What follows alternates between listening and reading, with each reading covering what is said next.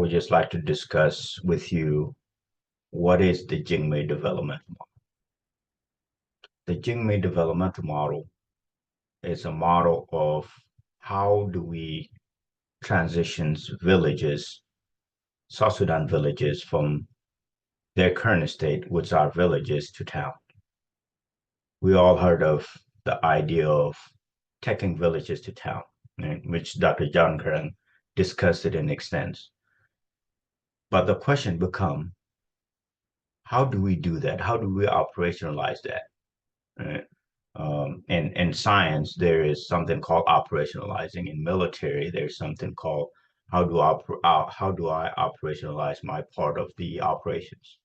So basically saying, how do we put into practice the idea? Because we're discussing take villages to town, which is an abstract idea. And then the question becomes, okay, how do we do that? Now, those steps are what we call operationalizing the idea. So the Jikmir developmental model is a model of operationalizing the idea of transforming villages to towns. And that idea came up about 5 years ago. Me and a couple of my friends were faced with a problem in the village we were born, which is Jikmir, which is about 15 miles west of Ethiopia. Yeah. So the village were facing a lot of difficulties. They were having a lot of communal problems. They were facing thieves. Thieves are stealing stuff. There was no order in the city. Right? And then before, the village can handle it because the traditional way we're working. Right? You can go to someone chief or someone families and tell them, hey, your kids are doing this. They can be able to step up. However, in this case, the Jikmir were getting bigger. And as it was getting bigger, now you cannot just go to someone's families because there are so many people. So at that point, there was a need for a different model of administrating the village, which is there is a need for the village to transition from the current state or the past state of being a village to town, which is how a town's supposed to run. So with that one, there are a lot of villages within South Sudan facing the same issue, right? As I look deeper into this, I was like, hey, this can serve as a model for other villages that is having the same issue in South Sudan. So if we are able to create this model, then we can replicate it anywhere else because the other villages are facing the same issues. So that's where this inspiration of the Jikmir developmental model comes from. So what does that mean? How do we operationalize that model? As I mentioned earlier, there is the abstract, and then there is the operational part of things. Right? I give the example of the military. Okay, someone tell you, hey, go and take that hill. Okay, that's an abstract. Now you have to operationalize it, make sure, okay, what do I need? Do I need to suppress fire? Do I need to do this? All those things. The step that you need to do is now you are operationalizing the idea to make it become practical. What is the Jikmir developmental model? First, let's start with the security. But before we go into security, I would like to just explain the foundation part of a city. Right? We cannot just say a city like New York because now it has so many complex systems. But before it got there, there was some foundational part of it. There was some basic fundamental that make a city. That now, once it become a basic city, now it can advance it to bigger city, such as Dubai, such as London, such as New York, and other big cities, right? And for us to look at that concept, we have to go back to Plato idea of a city, right? it says the city is basically made up of three elements, which it called the guardians. And those guardians are responsible for administrating justice. Right? And those are the people that are making sure everybody's being treated fairly. Everybody is getting justice they need. If somebody step out of the law, how do we carry out justice? So those are the guardians. The second element of the city are auxiliaries, and those are the structure that deal with the security, right? Internal security, such as police, and then outside securities, such as the military, right? And then the third elements of it are the farmers, the craftsmen, the other specialties, right? Because everybody cannot be the auxiliary, everybody cannot be the guardians. Everyone else could focus on farming. Right? So once we get those elements, the model or the Plato explained that the farmers supposed to provide food for the whole city. Right? They can optimize their skill to where they can provide food for the whole city. The fishermen can be able to provide fish for the whole city. The house builder can build houses for everybody. The security apparatus, the security people can be able to provide security for everybody. Right? And as those labor has been divided, we go to another element by Adam Smith, and that is how do we divide the labor market? Right? Now, since we divide the specialties, each person could be able to optimize his or her skills, right? And now, breaking down those skills, that person that become a fisher person or a fisherman can be able to optimize how they catch fish. And if they become more efficient, they could be able to provide fish for the whole city because now they become better at that skill. Right? And that is the Adam Smith idea of the wealth of the nation, which is saying that divide the labor and then optimize those skills so everybody can be able to produce the maximum amount for the society. And as we go further in down into breaking down skills, we go into what is called the scientific management theory, which is explained by Frederick Taylor. So the basic foundation of that theory is at each echelon, the managers are responsible for breaking down the task to a manageable size.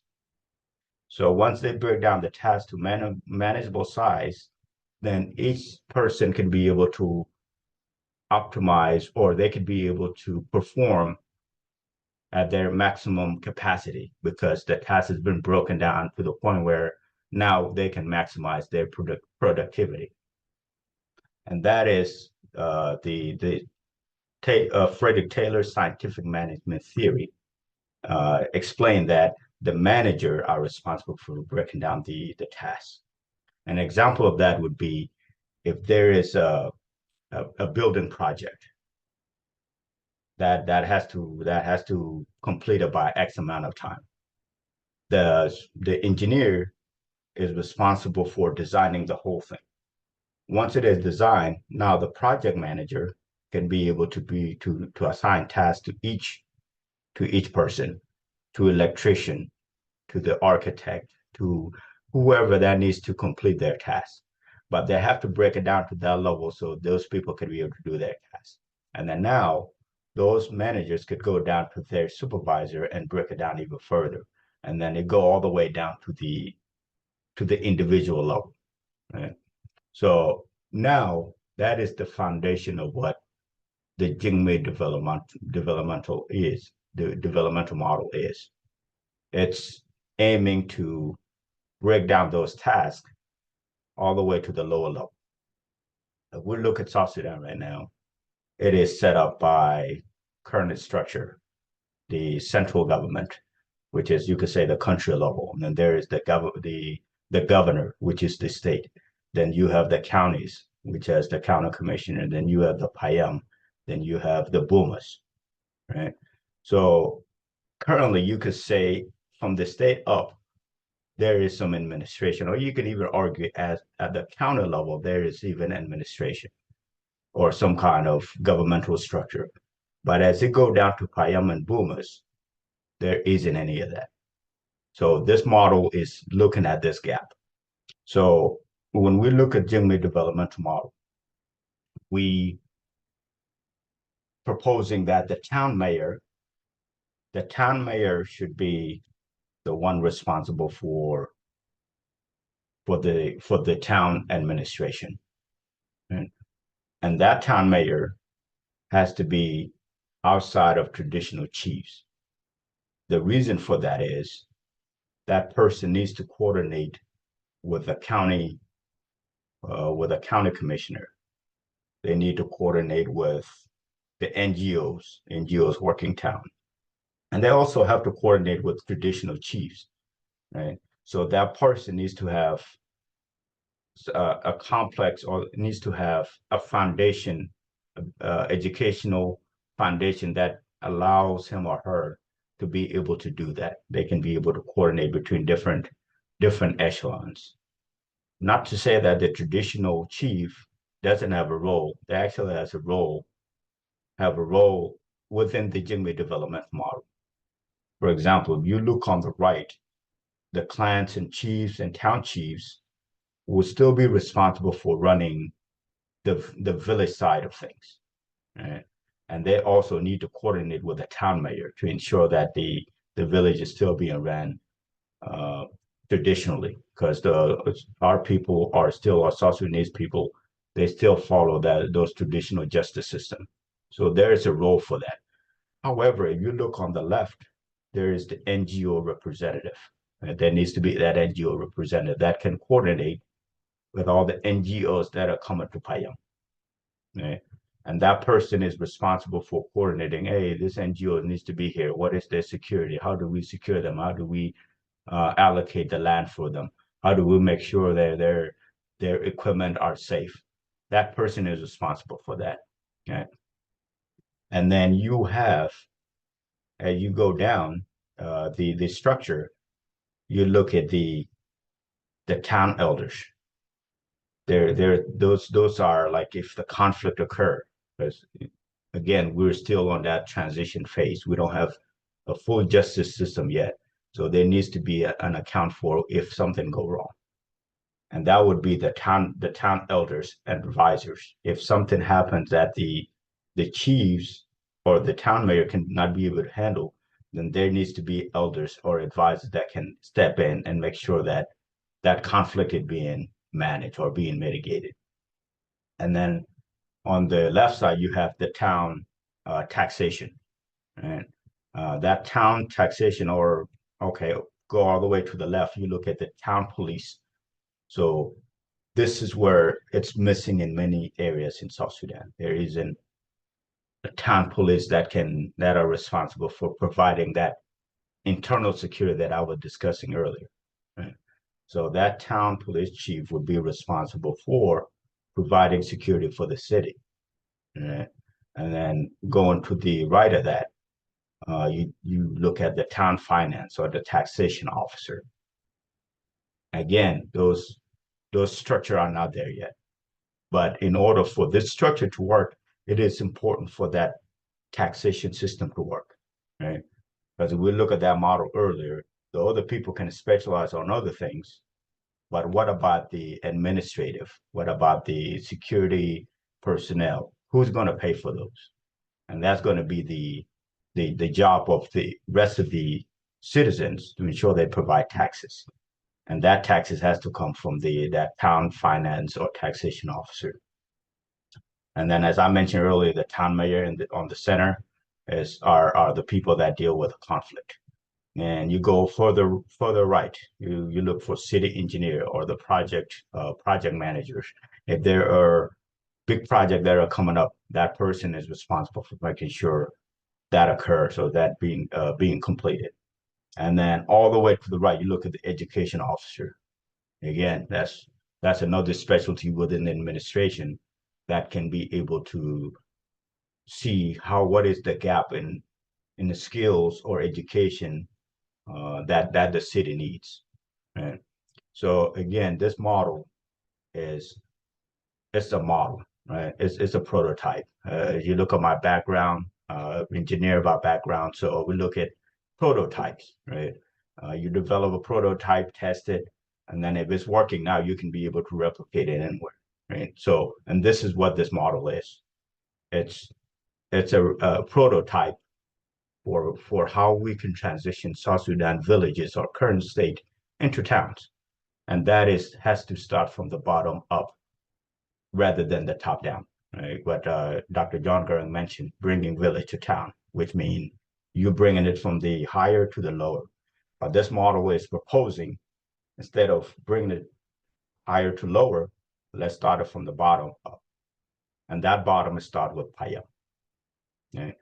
Payam developed their structure, as you could see, example of Payam administration structure, and that would have the town mayor, who would be in charge of the whole town. Then you have the NGO representative. Then you have the chief, the clans, chiefs or town chiefs operating at that higher as advisor to the town mayor. And then as you go down, you look at the town police chiefs, the town finance, the town elders, the city engineers or the project managers, the education officers. Right? So at that, now we are setting up the foundation for a city to thrive or for a city to become even bigger. But we must have the basic foundations, the basic foundation of the fundamental, the basic fundamentals of the city to allow it to occur. There has to be that foundation. We cannot go from a village to New York City. We cannot just leave from a village to Dubai. No, that cannot occur. It has to be like a systematic way of doing that. And that has to start with how do we transition a village from its current state and successfully making it to the town, right? And this model is providing that foundation for those towns, right? And that is something we can, as in a model, as more data become available, now you can optimize it, you can make it better, right? But this is a foundation for where how we can operationalize the idea of taking village to town or transitioning villages to town.